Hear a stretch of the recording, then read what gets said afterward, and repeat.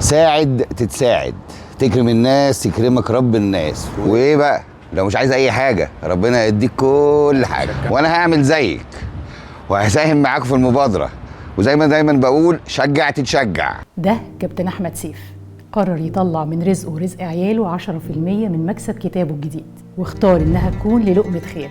لكن اللي يعرف سيف عن قرب هيقدر قوي الكلام ده. سيف اصلا بيعدي بظروف تخلي الحجر يصرخ. اهلا بيكم في لقمة خير. وقررت ان 10% من مبيعات الكتب اللي هي التربويه اللي انا عاملها لابني، اي حد هيشتري من الكتب دي هطلع منها 10% وهساهم بيها معاكم في لقمه خير. طلعي للايتام، طلعي اجابات للي انت عايزاه، انا عارف ان هي هتروح في مكانها الصحيح.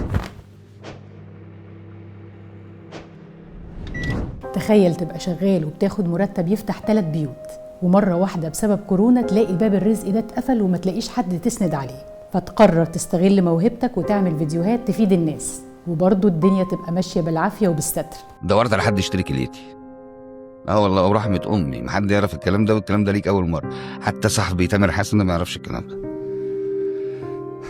ومع ذلك تاخد من شوية الستر ده وتدي ناس محتاجة أكتر منك. يا جمال خلقك يا رب. ده اللي عمله أحمد سيف، وبعت مكونات 55 وجبة، والنهاردة هنعمل سندوتشات كفتة وحواوشي، وهتروح دار أيتام ودار مسنين.